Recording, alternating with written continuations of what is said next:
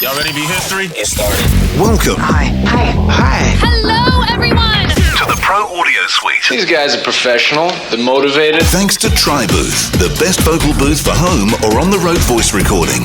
And Austrian Audio, making passion heard. Introducing Robert Marshall from Source Elements and Someone Audio Post, Chicago. Darren Robbo Robertson from Voodoo Radio Imaging, Sydney. Tech to the VO Stars, George the Tech Whittam from LA. And me, Andrew Peters, voiceover talent and home studio guy. Line up, learner! Here we go. And welcome to another Pro Audio Suite. Thanks to TriBooth. Don't forget the code TRIPAP200 to get $200 off your purchase. And Austrian Audio, making passion heard.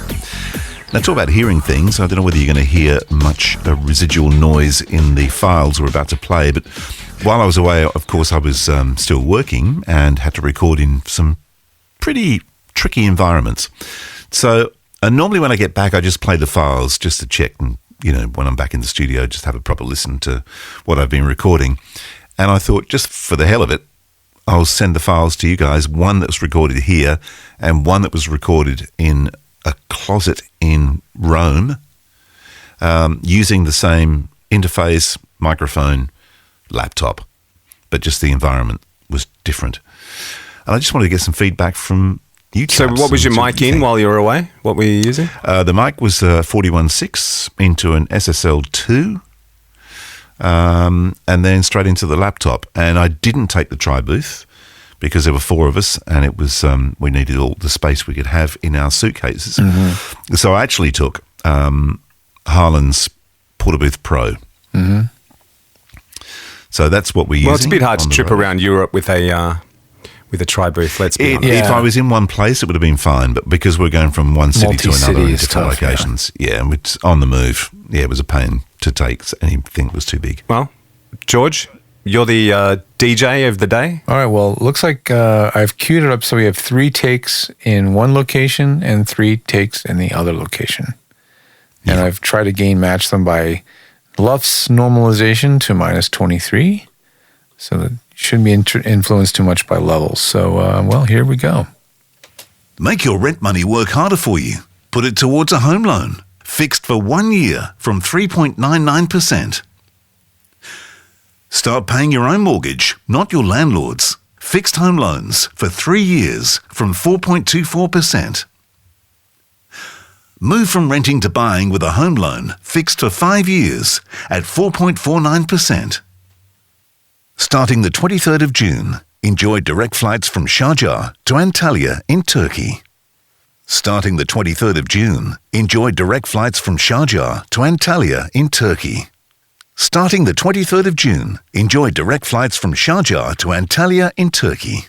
So they're both obviously very usable. They definitely have a different tonality, which is an interesting task to try to match them. And that I actually do have clients send me audio from the road and saying, "Can you make me an EQ to match my home studio?" Oh God! Which is it's challenging. It's a challenging thing to do sometimes when they're too far apart. But there's so many nuances, though. There's rooms, There's things that the room does to it, and there's proximity to the mic, and it's not just EQ. That's the thing, right? Well, I have a lot better luck when it's something like the TriBooth, where the room reverb is almost completely dead. You know.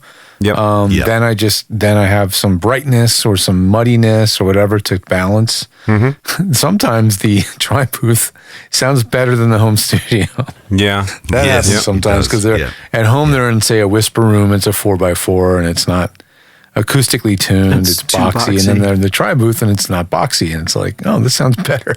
Yeah. So, what's the takeaway from this? Well, I reckon the first one is the away one, I would guess. Mm-hmm. And the second one is the in the studio That's what one. I think. Well, if you listen carefully, you can hear anyway that there's quite a bit of noise in the background. I mean, there's a level difference even. Yeah. But look, I mean, I sort of said this before we started recording. I think both are infinitely usable. There's nothing fatally wrong with the location one at all. And obviously the studio one, well, it's your home studio. I don't know too many home studios that could top it. So there's not going to be any issues there, no matter what you're recording on, really, as long as you're sensible about it. So I liked them both. I think it's a good experiment, though, because like you said, it's the same signal path, but it's a great thing for people to hear how dramatically the acoustical environment will change the sound of the recording. Mm-hmm. Totally. And it's difficult. And because, I was on the move, so I was going from one place to another. So that was only one location, and each location was different, completely different from the or the others. Yep. So it was a constant, how am I going to make this one work? I think the one in Rome was probably the easiest because there was a walk-in closet that I could set up in, and there was like a comforter that was folded up, and I just dangled that across like an ironing board and a ladder and stuff like that on one wall. So at least I had one wall to the side of me that was had something on it, which I think helped. But I mean, the interesting observation I would make is we've just had to move house yet again. But both Tanae's home studios have been in a walk-in wardrobe. At the old place, we had one, and we've got one here. So same rig, pretty much the same sized walk-in wardrobes, but just a little bit of a different layout.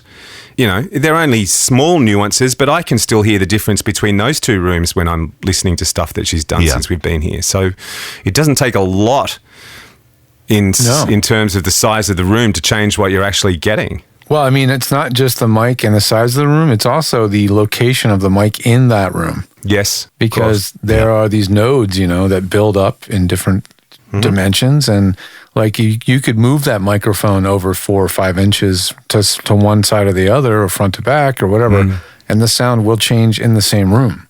Yeah. So it's challenging to get two spaces to match perfectly if you don't match all the aspects. Yeah. And it's interesting, like I said before we started recording, I mean, a lot of people have pretty rudimentary setups at home, which are pretty well the same as what I take on the road, I guess. Right. So, and it's difficult. Well, soon you're going to be taking something different. Yes. Yes, indeed.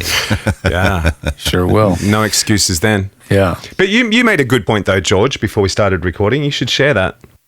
Oh, well, travel voiceover kits have been, they've been on people's minds every spring.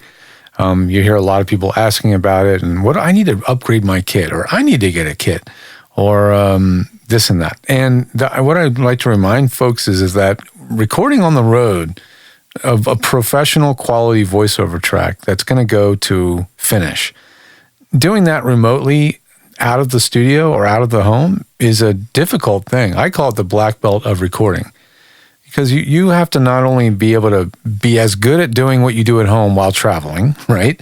So no matter what the distractions are, the weird environment, the weird time of day, whatever it is, you have to do that same performance or match something. And then you add, of course, now the technical side of it, the acoustical variations, the noise floor changes. Really, unless you know your client extremely well and you know exactly what they will, let's just say it this way, tolerate. Accept. You can't do this. You can't make that judgment call. It's definitely not for somebody who's, dare I say, in the first 4 or 5 years of their voiceover career that you would be doing this. I would agree. I would totally agree. I don't know about 5 years. I would say the first 2 years. It really is not about how many years. It's more about how many sessions you pull and what variety of things you do. Yeah. But if you're only doing a session or two a week, I would kind of think 3 or 4 years, definitely. Yeah. So, I mean, it's not that I'm discouraging you from doing it, but it is definitely, don't haul a lot of gear with you and think you're going to just keep right on working. It's not easy. Like, if you're going to really, really have to record, and it's very rarely going to come up, at least have a handle on some place to go do that recording at the very least. I would also think maybe practice. I mean, AP, before you go away, you're always mucking around with setups and what you're going to take with you and sending any files. You're testing things and you're getting us to hear your audio and is this going to work and how's this, and absolutely. And the thing is, you really don't know what you're going to end up, where you're going to end up setting up. That's the thing. It's, I mean, you can look at photographs of the place you're renting or whatever, and try and work out from a photo. But that's that doesn't work. I mean, it's when you get to the actual place and you start wandering about trying to find somewhere that's going to work, and also taking into account that you're not the only person there. There's going to be like there's the whole family there, so you kind of working around them as well. That's right. It's tricky. I've offered a service on my website for a long time, which is like a travel support. So like if you know you're traveling and you know you're going to need someone to bounce things off of, tech support things, check things, whatever, to have somebody at the ready, it's the whole idea of the service, right? So, some people do actually have our services on a contract where we see them every month or talk to them or see them every 3 months, whatever. But, this is like a sort of a on-demand service contract where you can get it for a week, Yeah, nice. And it's not, I don't get many people take me up on it, maybe once or twice a year, honestly. But, it's a huge peace of mind to have somebody to talk to, test things out. Andrew has Robbo, and those guys are buds, and Robbo backs them up. But a lot of people don't have that, and you really need that. True. That confidence. Yeah, you do. Yep. Didn't Steve used to do the kits, the VO kits? Absolutely, yeah. Our pal, my pal Steve Nafshin, who's retired now, but he had kits that we built, and I called them VO to go kits. But he would rent them out, and he was literally listening to every session to make sure it sounded the way it was supposed to sound, because he was doing a bridge or even recording occasionally. Like he'd have somebody with connecting up and just can you record me, Steve, and send the files, and Steve would do it. So he knew what was getting sent out and knew that it was going to work for that client. So, AP, here's a question for you. Considering that I've never had to think about setting up a VO booth while I'm away on holidays, is it worth considering, if you're going, throwing stuff in your bag if you've got room that you think you might need? Like if you've got a good blanket that you think, that'll work well? Or do you just take pot luck on what's there when you get to the other end? Well, it depends. If I'm traveling, if it's domestic, within Australia, and I'm going somewhere warm, so I don't need so many clothes. Yes. Then I'd take the tri booth with me. Right. Because I find it so much more comfortable to work in the tri booth. But like this trip was, But doesn't it also just kill the room better because it covers the whole back of the mic? It's not just a half shell; it's a full shell. Yeah, I've done some, sort of comparisons when I've got back, just being with stuff from here and stuff in the tri booth, and it's pretty hard to pick. Yeah. In fact, it was one of my clients in Dubai who I said, how's this file sounding that I was sending to him, and he said I can't even hear the difference.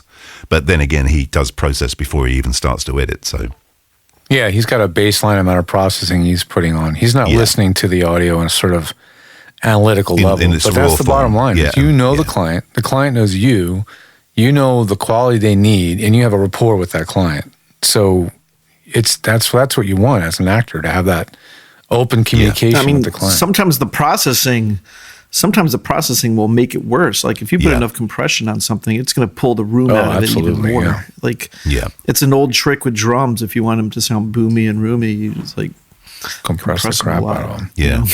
Right. Yeah. Compression really brings up room tone, noise floor. Yeah. That's for sure. That's a good experiment. That was cool to listen to how that was going to work in context with your home studio. And don't judge my reads. They were pretty shit, but I was away. Well, that was fun. Is it over? The Pro Audio Suite, with thanks to Tribooth and Austrian Audio. Recorded using Source Connect. Edited by Andrew Peters and mixed by Voodoo Radio Imaging, with tech support from George the Tech Whittam. Don't forget to subscribe to the show and join in the conversation on our Facebook group. To leave a comment, suggest a topic, or just say g'day, drop us a note at our website, theproaudiosuite.com.